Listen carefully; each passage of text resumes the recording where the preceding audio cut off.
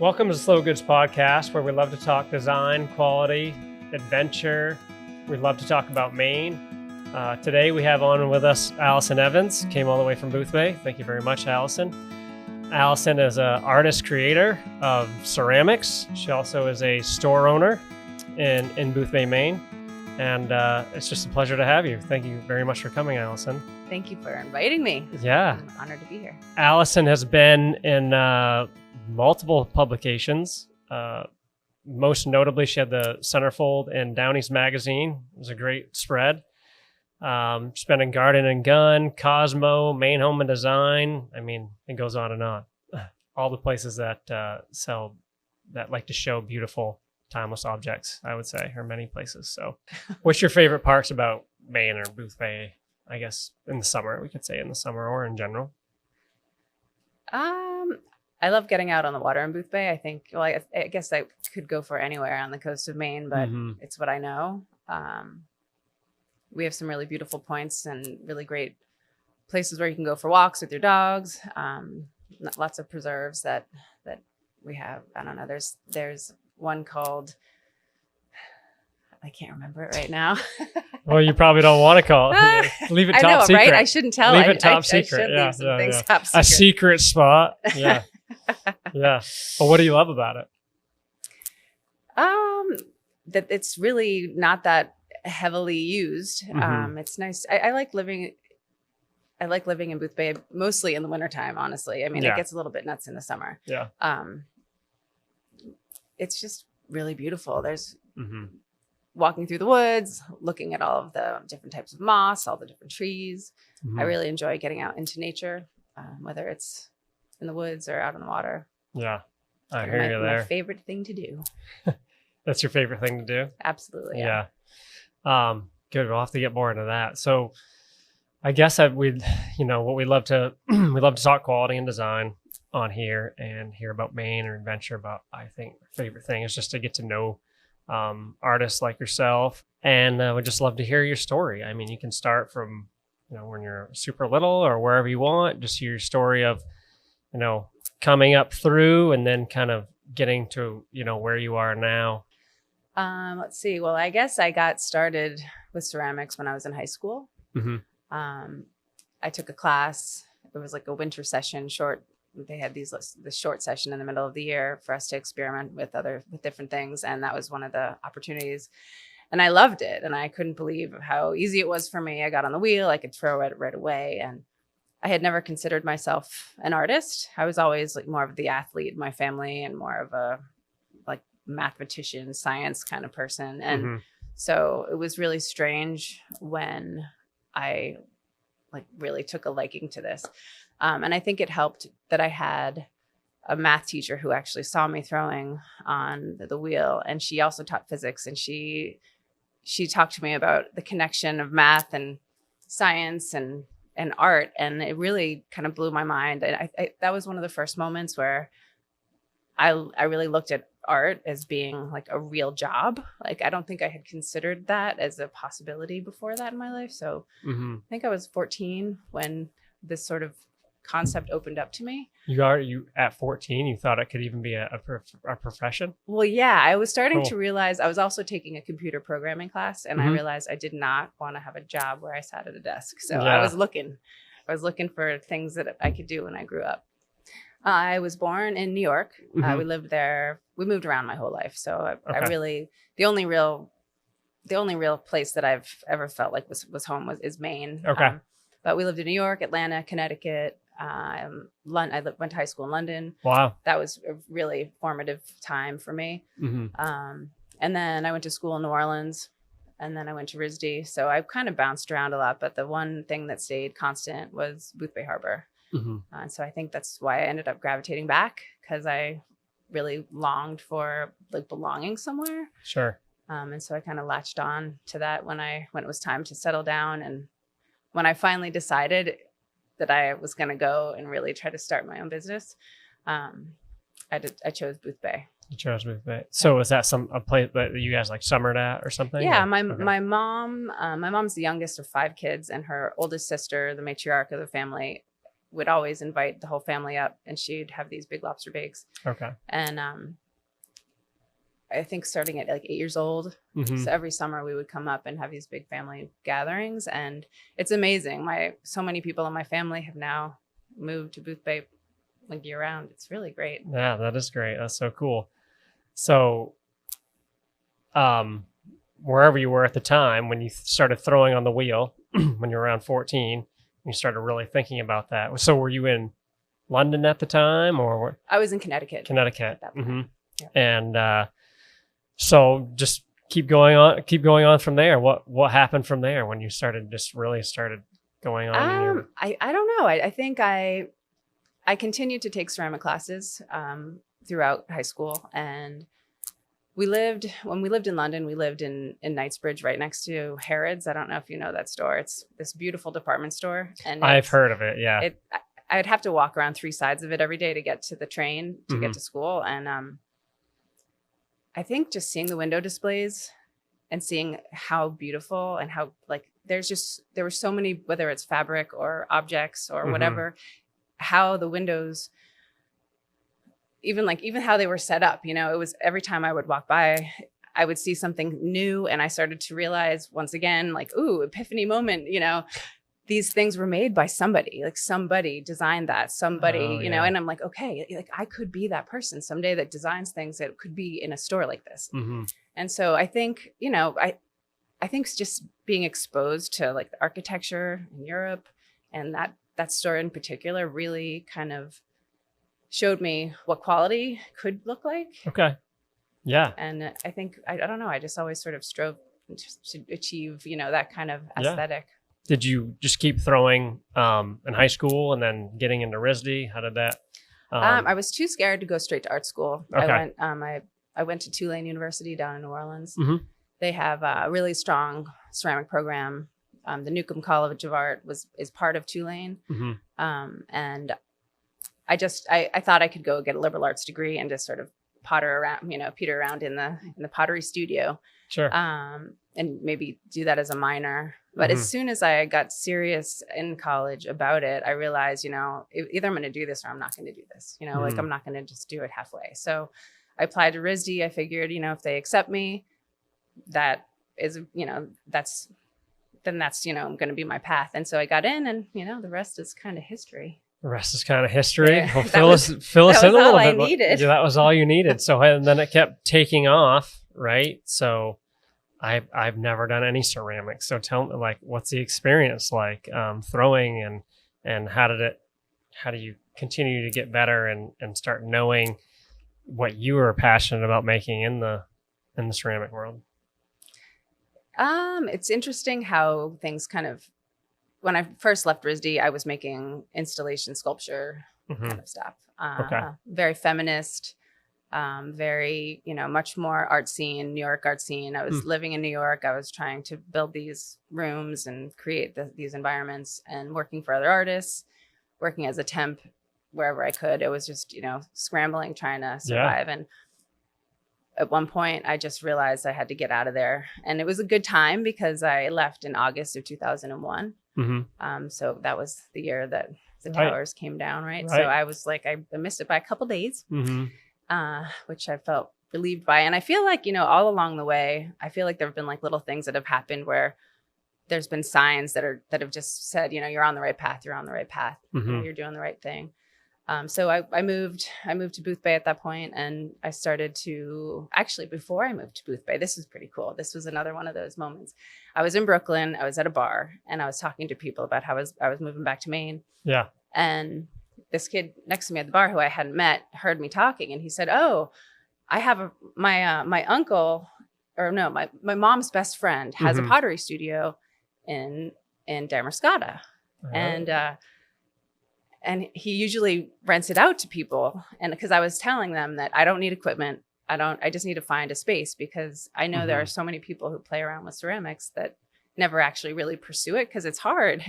Right. It's really hard. I can't imagine. So people try to do it all the time. So I knew I could find a spot where I could just take over the studio and try to make my own, like my body of work.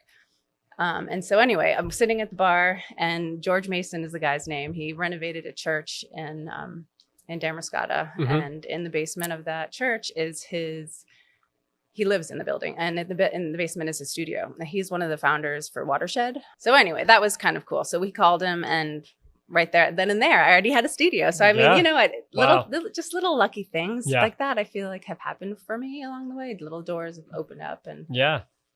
it's been kind of natural progress. Tell me about some of the things you did in New York. You said you're trying to create these rooms and these spaces. Like, what were you sculpting? Like, what? Well, I didn't have a kiln, so I was working with all kinds of materials. So I was working with rubber. I was making molds because I could work with plaster, and I was making a lot of things out of plaster. Mm-hmm. They were all very like angry kind of feminist sort of stuff. And I that's another thing. There was a point in my life where I decided I could focus on the things in life that are beautiful, Mm-hmm. or I could focus on the things in life that make me crazy. And I decided if I wanted to have a happy life, Right. I should focus on beautiful things. And that's sort of when I started looking at the oyster shell and just the history of the oyster shell. And Mm-hmm. I also was looking at the magnetic fields of the Northern Lights. Those are really cool patterns. So there was a few things that I was kind of focusing in on, honing in on. And At that time. yeah. And then you came to Damascata. Yep. Mm-hmm. And I just started, playing with the shapes, and a lot of it was making molds, honestly. I mean, I was more making What's a molds mold? than throwing. So in your world. And a mold would be, so I would make like a model out of clay, and then I would cast that shape in plaster, and that way I could get shapes that were, I don't know, you can defy gravity a little bit more sometimes when you work with a mold.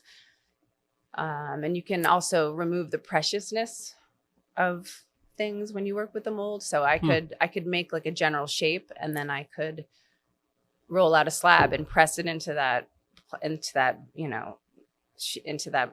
hollow mold. Okay. And I could alter it after that, but a lot of the work can be done kind of quickly at that point. Once you have that mold, you can lay a slab into it, let it set up, and then pull that out, and you can sculpt it more from that point. So that's when I started to really work with the oyster shell, and many different sizes. And so what do you love? The oyster shell, this is what you're really known for, and the go-to, and your so what about the oyster shell that you, it's what just was it so about? beautifully organic, and it's so recognizable, even though it can be a million different shapes. Mm-hmm. So I think that to me was really interesting, because other shells are kind of stiff. Mm-hmm. But the oyster shell is just loose and gorgeous. And there's so much history, goes with the oyster. I mean, Yeah. I don't know. And in our region, I mean, we are so lucky. We have the most delicious oysters, I think, in the world. Mm-hmm. Wouldn't you say? That's what everybody tells me. I don't know, go around the world eating oysters. So I've tried other oysters, and I still think the Damascata River oysters are the best. yeah, I'm really good friends with one of the guys that runs one of the Damascata River operations. And he's a good guy, and they go through a lot of oysters. Yes, there's no question about it. I know that's really sought after. Yeah. So you're in Damascata, and you're making these molds and getting going. So, what happens then? What happens next? Well, I guess it was from 2001 until 2004. It took me many years to kind of build that work up. Mm-hmm. And I applied to the New York Gift Show, and I got in right away. I wasn't expecting to. So 2004 is really when I started to have to produce in quantity. Okay. And so that's sort of a change. That was a big changing point for me. You did that out of your Damascata place? I did not. Okay. So I built the body of work there, and then I turned a garage in my parents' guest house into a ceramic studio. So I bought my first kiln. I was waiting tables. Yeah. That's how I made my money to buy all my first equipment and everything. Yeah. So yeah, I slowly built it up. But once I went to that trade show, I realized, oh my God, I've got to get another kiln. I have to figure out how to do this. I think I might need an employee. It was kind of a big moment for me. Mm-hmm. I didn't realize it would happen so fast. Once I was put myself out there. But Right. When was that? 2004, you Yeah. said? yeah, that was Yeah. the first one. That's when they're still buying a lot of stuff at trade shows too. Like that's where they were That's writing their where orders. it all happened. Yeah. Right. It's Yeah, very that must have different been like a whoa. Yeah. That must have been a cool moment. About the time we came into the trade shows, it was kind of slowing up on that end of things. But Yeah. So how do you end up in Booth Bay? So let's see, with the I don't know. I kind of hopped around. So we're in 2004. Yeah. Trade shows happen. I'm in the garage, and then I meet my husband Chris in 2005. Okay. And actually, I think we got married. So it was 2004. So I think he actually came with me to my first trade show. Cool. I had already been accepted. I was building my booth, and he is from a family of lumber. They owned a bunch of lumber yards in Western Massachusetts, and he knew how to build anything and everything. And so he kind of stepped in and helped me figure out my booth. And he actually came to my first trade show with me. And he wasn't ever planning on joining me full time in the ceramics world, but he has at this point, which is pretty awesome. That is awesome. Yeah, that's so neat.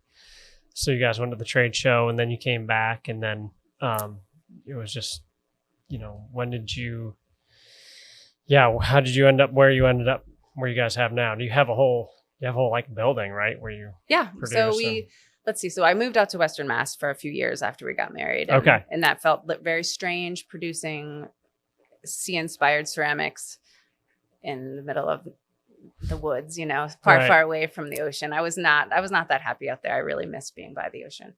And I convinced him to move back this way. His parents also have a home in Booth Bay. So he has, quite a connection there as well. And so I convinced him to move back with me, and he was going into real estate at that point, and he found the building in Yarmouth that we had the store in for several years.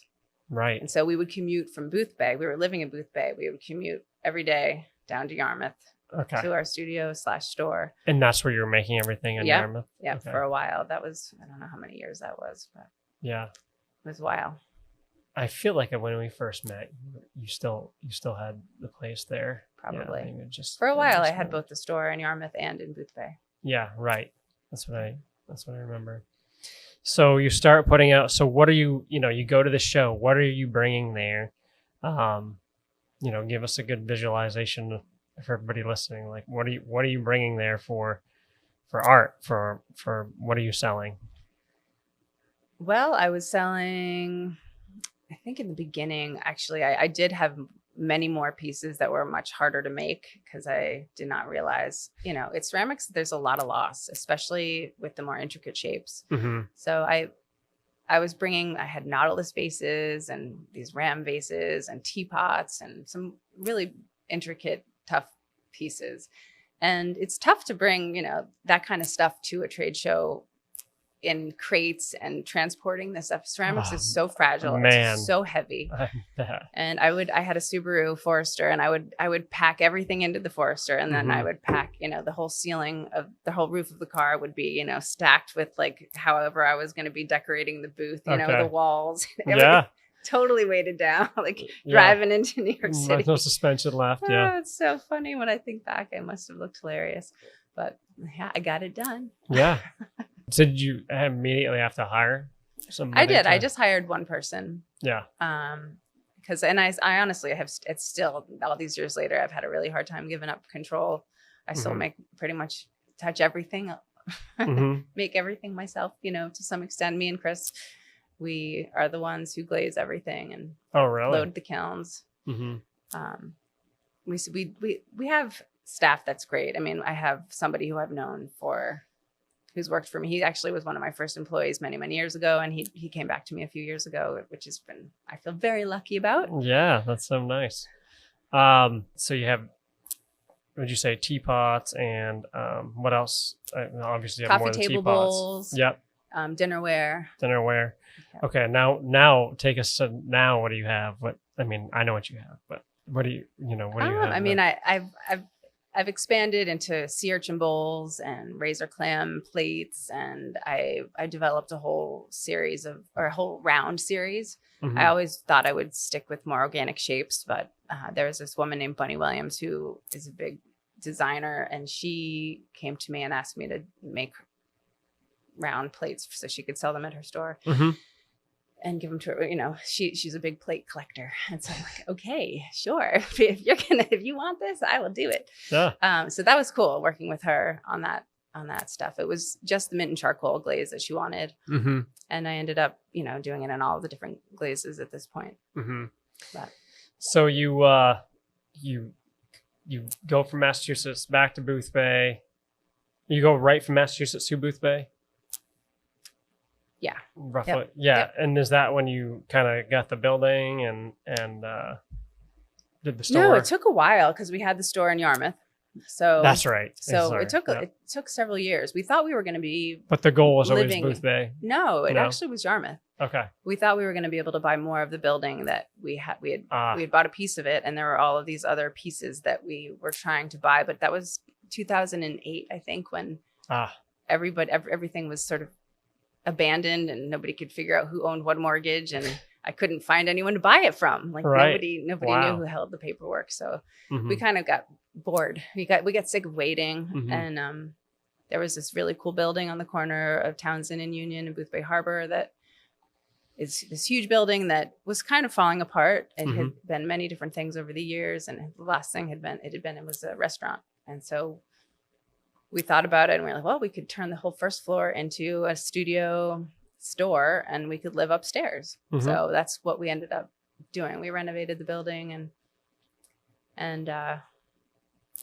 don't know how many years it's been now since we've had that. I feel like it was 2015 that we bought that and moved in there at I think we were able to produce in there in 2016. Is that where everything still happens now? No. So then I realized, well, as the business was growing, it was really hard to keep a clean, beautiful store. And I was starting to sell other things. So, you know, so I was starting to sell Studio 412 dresses, and I was, you know, starting to sell your stuff. How did you decide to do that? That's what, you know, I'm totally curious about. I don't know. Is it just having a storefront? I had a store, and I realized, you know, not everybody's going to come into my store and like what I make. And that's fine. That's fine. They don't have to. But I felt like I was missing an opportunity to sell something that they would like. And because I've never been really a salesperson, that's not really my thing. I really gravitated toward things that I absolutely loved, and I thought, you know, were really special and well made.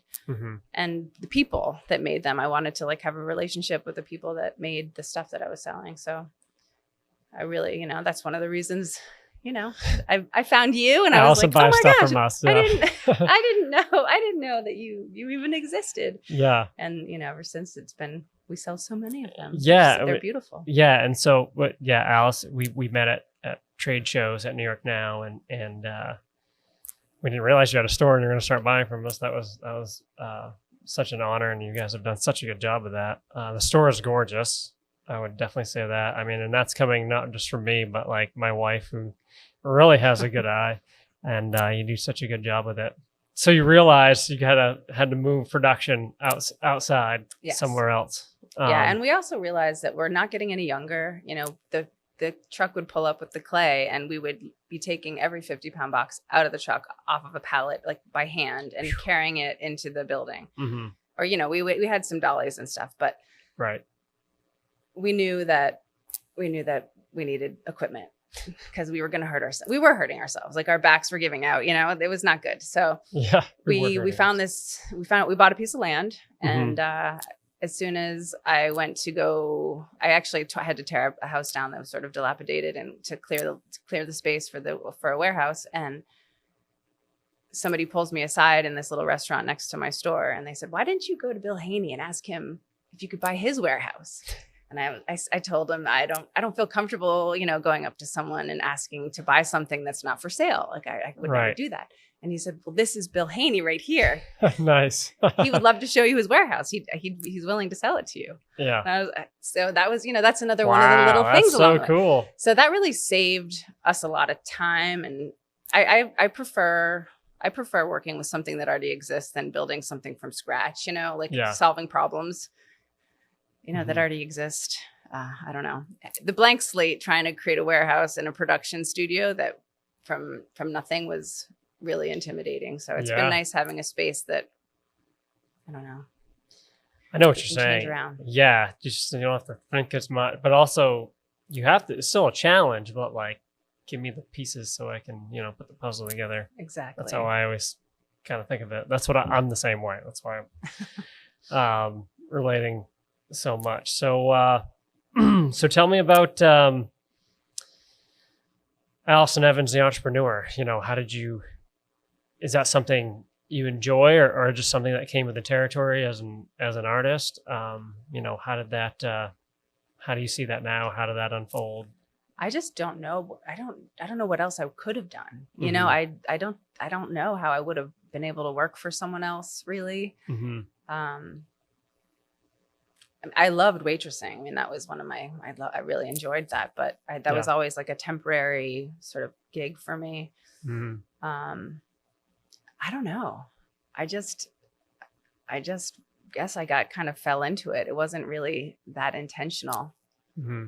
What are the main things that you take care of? Is it just making sure like creative direction, or is it where you have a team now? What are the things that you stay focused on and keep doing that you're passionate about, or just want to control over? Maybe things can rotate a little bit amongst us over the years. I think we all kind of can get a little bit bored with what we're doing. I mean, I've always been the one who designs the new objects. That's all me. Yeah. And working with glazes, that's all me. But as far as dealing with managing the studio, that's my husband's job. He's really good at working with people and getting people excited about stuff and doing things in the ways that we want them to do them. I don't know. I think that Chris also, he's the one who maintains all of our equipment, which is a huge piece of it that I never, you don't think about this stuff. I mean, my kilns are constantly needing a lot of love. In order to get those crystals to grow the way they do, you need a lot of control, and they're constantly aging. So, we're always playing around, trying to get, the best quality out of every load. It's constant changing. It's constantly changing. So that's a big challenge, but we've gotten really good at it at this point where, we've fired that kiln so many times. It's starting to take a little bit longer. And so we know, we can add stuff to the glaze, or we can fire the kiln slightly differently. How long will a kiln last? I mean, I've had kilns forever. I mean, since the beginning, like for 20 years. I mean, but they turn into bisque kilns. Like they can't handle the more high fire stuff anymore because they've spent their time doing that already. They're in more retirement. I see. Interesting. But I don't know. Like it's most things. There's elements, there's thermocouples, and then there's relays, there's fuses, there's things that just that just fizzle out. What inspires your creations? I think you've touched on some things already, but I remember you love nature, being out in nature. You've talked about oysters and razor clams, and then you had the picture in London seeing the quality goods. And so I've heard a lot of that inspiration. What else inspires you on a regular basis? And, what are you looking to? And just tell me a little bit about that.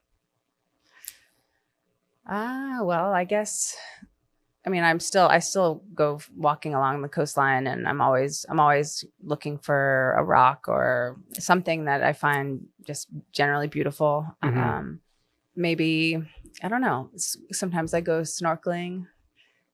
There's a lot of really beautiful stuff under there. There's a lot of really pretty colors that I feel like, especially in like the mint and charcoal glaze combo for me is my favorite because it reminds me so much of the water here. Like the colors, those green blues and the seaweed.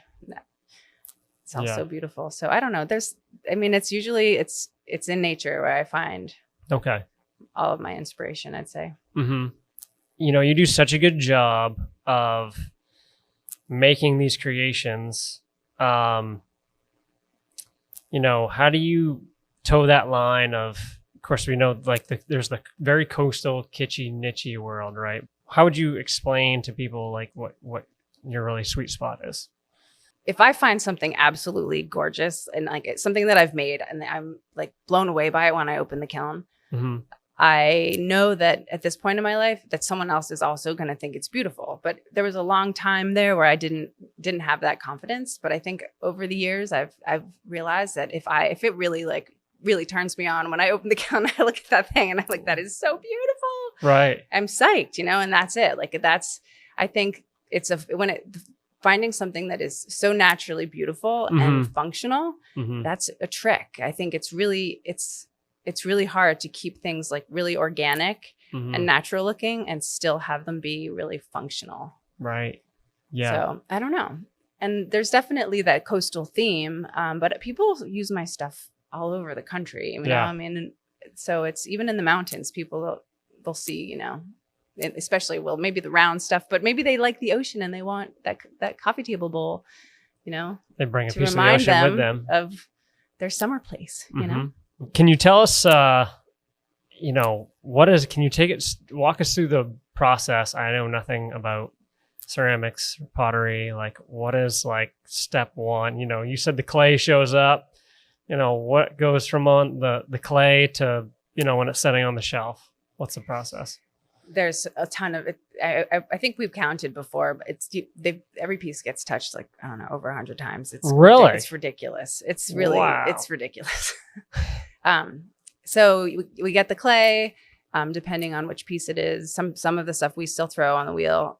Some of the plates we actually use a ram press for, which is like a hydraulic press with a steel encased mold where we press out the plates. But even then, like making the mold is art in and of itself. I mean, it's really hard to make these molds because you have to purge them while they're setting and they're just to keep the air flow going through them. It's actually quite technical, and my husband Chris has figured out how to make them, which has been a huge help as far as picking up production's gone. So let's see. So you take the piece of clay.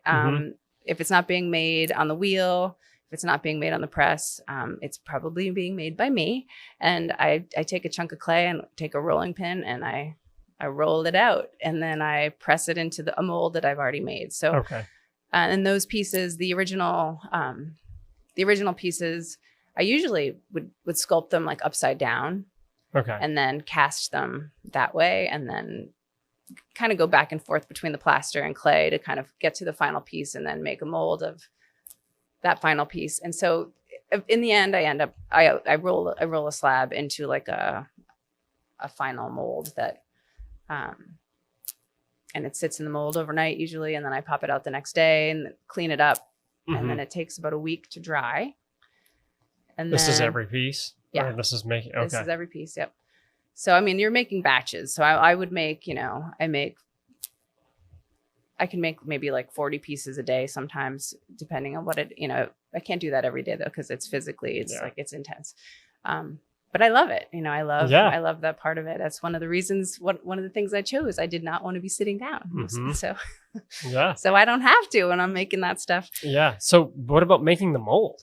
How do you make the mold? Making the mold is, there's plaster of Paris, and you essentially figure out, so you're using lots of math and science here. You got to figure out the volume of the space around it. You build walls around the piece, and then you mix the plaster according to the volume you've decided you need. And the plaster is comes in a powder form, and you mix it with water, and you pour it into the space where you want to make this negative cast of this model. Okay. And it sets up. So it heats up and it turns. The plaster does. The plaster turns hard. Okay. So do you make a piece out of clay first and Yes. let that harden and put that in the plaster?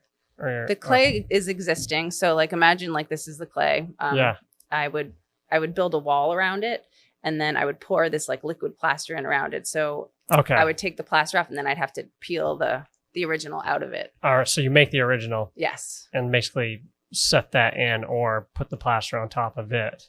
Yes. and then In you liquid pop form. it off. Yeah, and then you've peel got it your out and then mold. clean up the mold, and then you've got that to make, multiples. And they last. The molds can last a while. The thing that really gets worn off the most is my logo.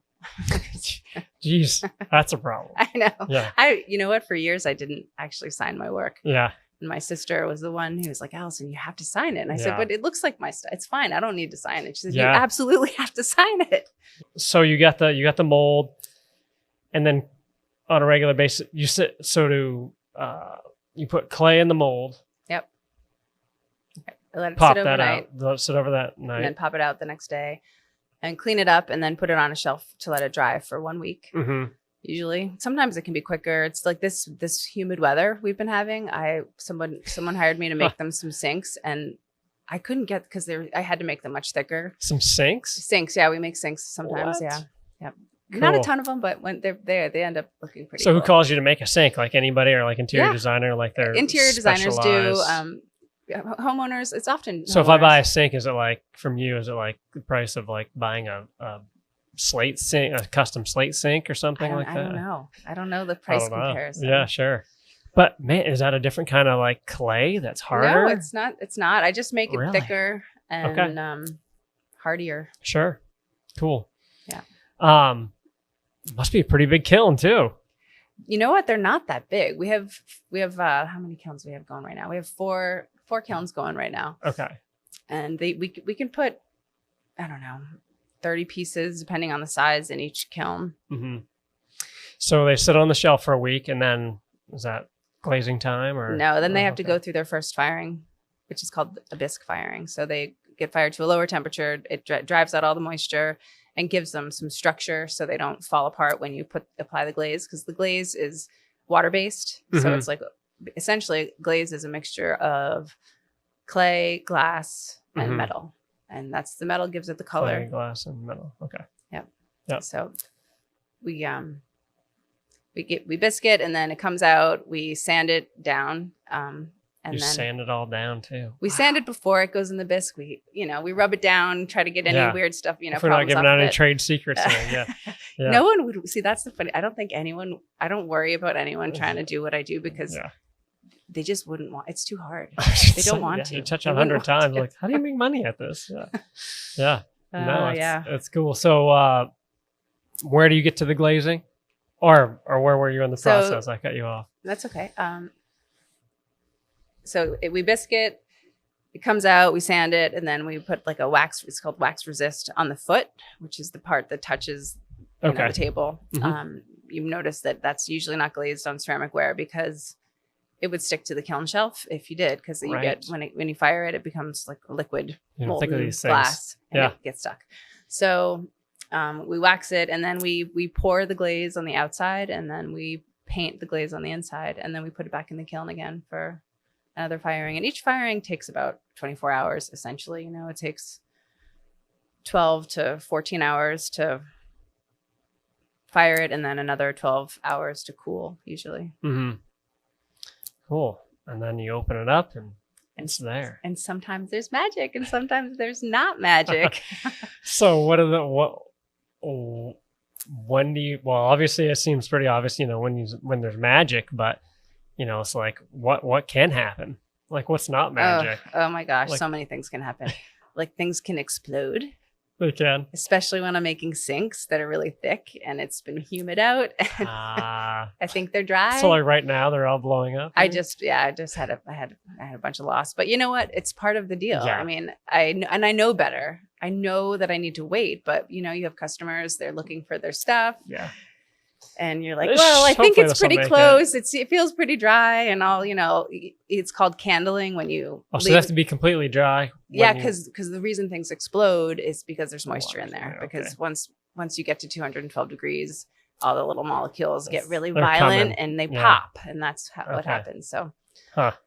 you'd think I would not blow things up at this point in my career, but I still do I it. blow things up all the time. Not quite to the same cool effect. But so yeah, then you've got yourself a beautiful piece of ceramic, and I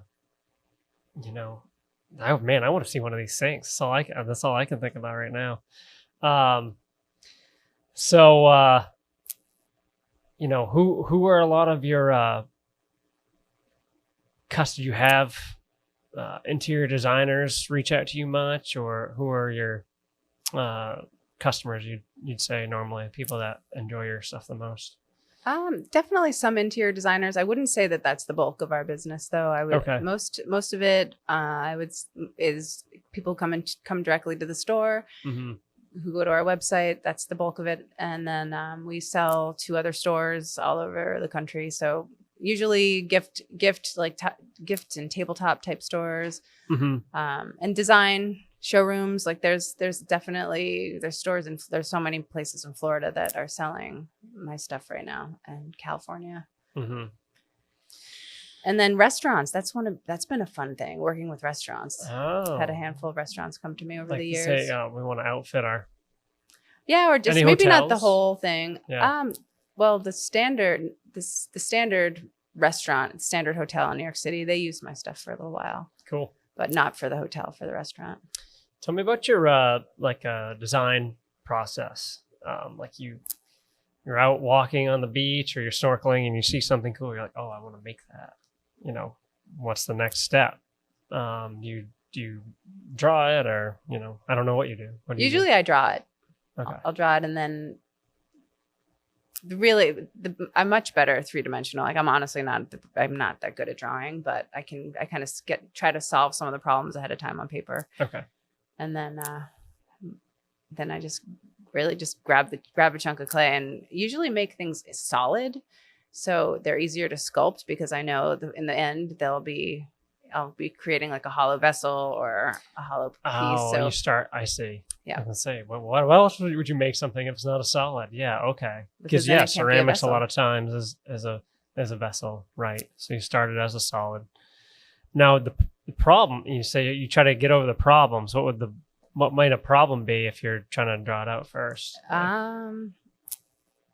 Is it gonna be top heavy? Is it gonna be, will it be stable? Will it sit flat? Will it slump? Will it, because gravity's you're always fighting gravity with ceramics. Yeah, you mentioned that earlier. Yeah. It's constantly threatening, because Yeah. if you get the kiln too hot, things collapse. If the pieces are too thin, they can they slump. Gravity's. So most of your stuff is in molds, or is that the right term? Yeah, I would say, yeah. So what do you do on the wheel? Is that the circular things you're talking about? Yes. Okay. And we also actually use we slip cast as well, which is mold making. It's like that's what you use for more tall vessels, like pitchers and vases and more enclosed shapes. You pour clay into a hollow mold, and then like a liquid clay, and then after it sets up for a while, the plaster pulls the water out of the clay, and it leaves like a nice layer of clay, and then you pour out the inside, and you've got yourself. Oh, right. I have heard. Empty. Yeah. I would love to see that. Yeah. Really neat. It's not my favorite method, honestly. No. I've never loved it, but we do it. It's, we do it. It's kind of a necessary thing at this point for us. Yeah. So what about being a store owner? How do you like that? It's been really fun. Yeah. Because I buy things that I love that I would never buy for myself, because I'm way too conservative when it comes to spending money. So it's like, it's kind of fun. And I've also, gained a lot of confidence over the years by picking things that I love. And then I've got a nice following now at that store. It's really cool. Yeah. That would be cool. we'd love to start a brick and mortar someday, and that would be neat. What do you think the key is to kind of creating a following? I think just really being like true to yourself, that's what I've done.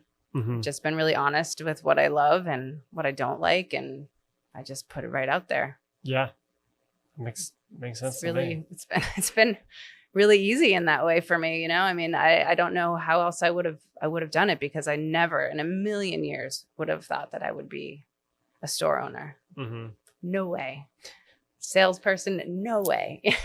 Right. So it's been funny, to have a store. And I realized that I definitely need staff to run the store, because I can't stay there. When my studio was in the store, it was fine because I could stay busy and be productive. But there's times in between customers, like just sitting there, I can't do it. That's not you. No, not at all. Not at all.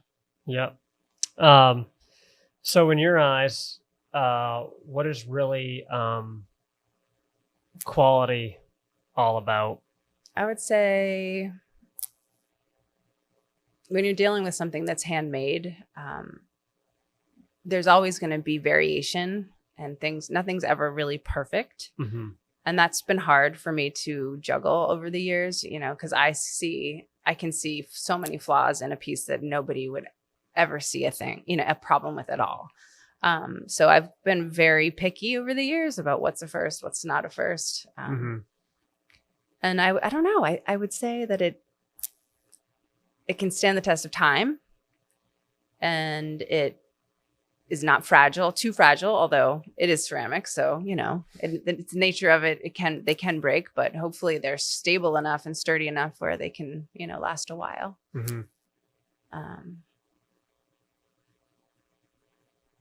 And I also think the process of making things with people that you really enjoy working with. I think, that's been very important to me, is to have a really happy work environment, to know that I treat my staff really well. We try to have fun at work.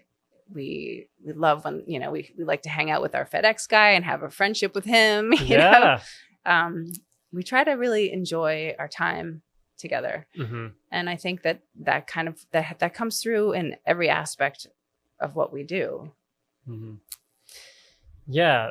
So what do you, as people, when they get your art, your ceramics, and as you guys do this as a team and have this great thing, what are you hoping that people take away from your art or from your store or from the experience of getting one of your things or interacting with you guys? I think just taking the time to just enjoy life and enjoy the beautiful things that we have around us, whether it's, the food that's in that really cool bowl, or, or the people that you're enjoying your meal with. I don't know. It's just taking a minute to enjoy what you're doing. And have it mean something to you, and know that, a nice team of people made that for you to enjoy. Right. I think just knowing through the whole process, that's a very honest, simple product. I love it. Simple and honest. Yeah. That speaks to me. And so what are your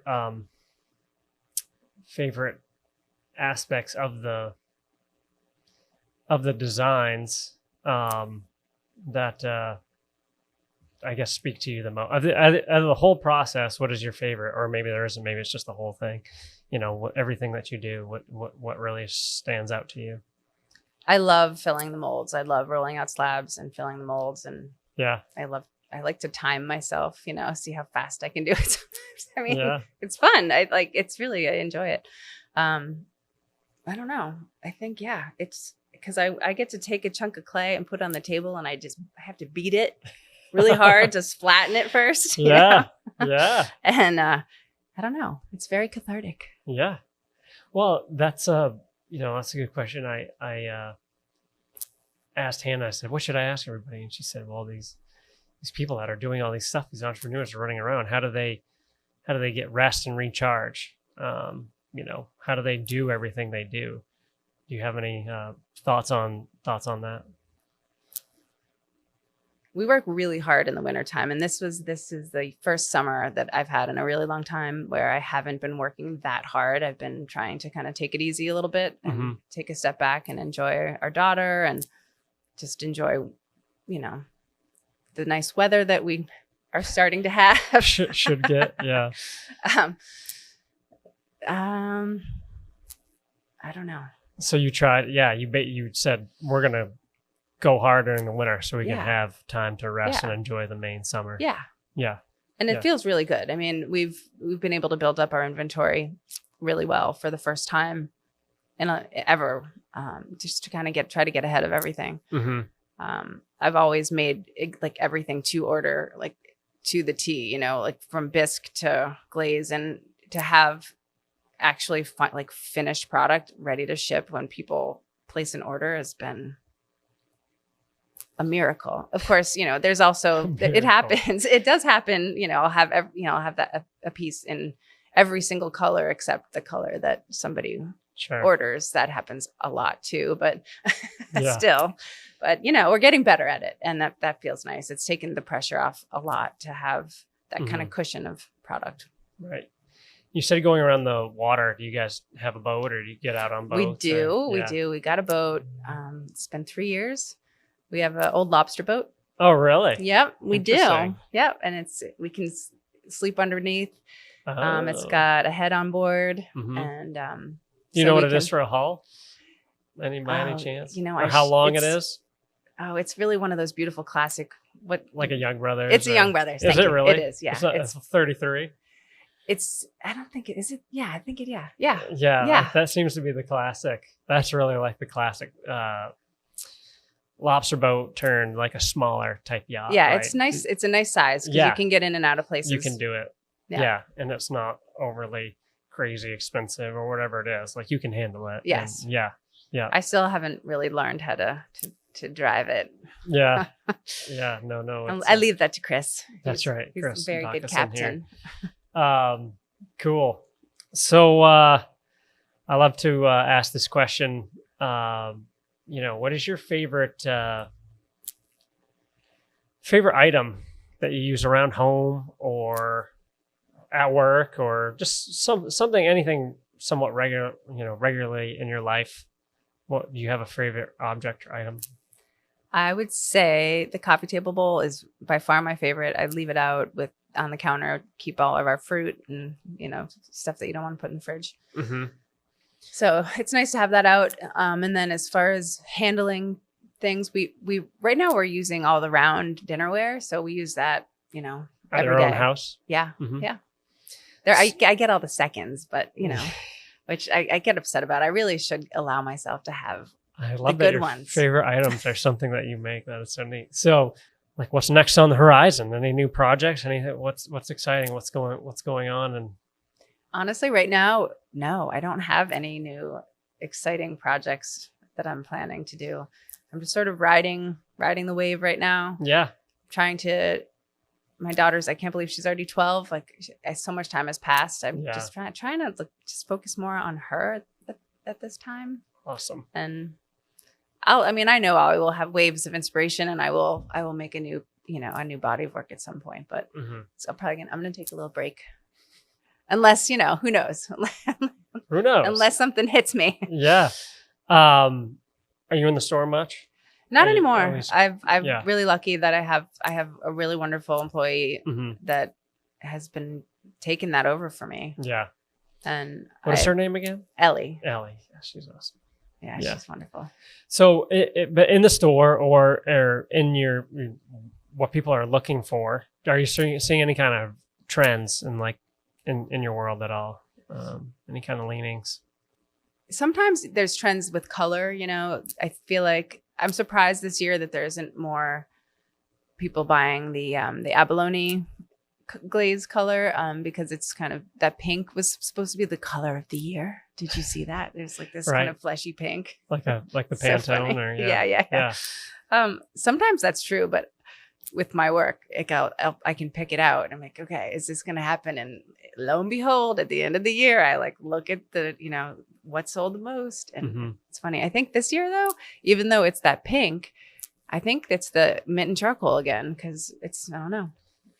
Timeless. That's my favorite one. That's gotta be it. Yeah. Maybe. And we have a new, actually, you know what? I have to give us credit. We did come out with a new glaze combo this year. So and we call it Seafoam. So it's kind of a minty green on the inside with white on the outside. And that's been really, really popular. It's been a big hit with our stores and even customers that have already been collecting. Yeah. How do you see things? I guess you're just enjoying time with your daughter right now and keeping things running nice and smooth. And like you said, another day, maybe you'll you know, who knows what you'll be doing. Do you have any other areas you ever want to work in, or have you ever done any other kind of art? Not really. No, I've done some. I made some like rope. I used to call them rope paintings. So I would take actually rope that I would find on the beach before the whole rope rug thing was the thing. Right. I would find them, and I would also find driftwood and make a frame and use like old metal and you know, just different hardware that I would find in the driftwood and turn them into kind of paint, like I'd call them paintings. They're more like a sculpture. I don't know. Like put something together. Yeah. Kind of like a collage. It wasn't really my original idea. I remember seeing some really beautiful rope art in New York City one day, walking past a gallery and just thinking, wow, that is incredible. And so it kind of put the bee in my bonnet, and I Do you have any of those left? I have one. Yeah. Really? Yeah. Man, I bet that'd be cool to see. Yeah, I never sold them or anything. And Yeah. I've always made tables, driftwood tables and things like that. I don't know, scavenging. Yeah. In the beginning, and if I needed a table to put my pottery on to sell it, I couldn't buy it. I couldn't afford to buy it. So I would go find some wood and I would make a table. Wow. Put it on Cool. it. That's awesome. Yeah. I bet those are time. I'd like to see those too. Yeah. Well, thank you so much for everything, Alison. I really, we're so grateful you came and so happy to have you. You know, where can we find your stuff? Where can everybody find you? And we'd love to, you know, share that. Well, let's see. We have our store in Booth Bay, Booth Bay Harbor. What's it called? It's called AE Home. Okay. And it's not right in the center of town. It's kind of a little bit on the outskirts as you're driving out of Booth Bay. You can't miss it. And then there's lots of different galleries and stores that sell it in the state. LL Bean carries some stuff in their home store. Abacus, they have a few locations. They're selling some of it. Yeah, you must be perfect for Abacus. Yeah. For a long time, I wouldn't sell to them because they had a store in town. All right. But we ended up that some overlap. Yeah, but we're like, as long as they don't sell it there, we don't care. Yeah. You got to protect those zip codes, you know. You can't have too much of it. I know. It's a constant battle. Yeah. If you ever figure that out, you let me know. Yeah, it's not easy. Yeah. But yeah, do you guys have an Instagram? We do. Yep, it's AE Ceramics, and we also have one for AE Home. Okay. You have one for both. Yep. And well, yeah, thank you so much for coming. We just can't say how much we appreciate it, and your stuff is just so beautiful, and especially if people want the coastal or bring the coastal back. I mean, your stuff is timeless and practical. You know, the ultimate design and quality, I think. And I love the nature and you know, your inspirations are the same things that kind of inspire us. So we really enjoy your things. So can't say enough. So thank you very much. It's been fun. Yeah. It's nice to see you.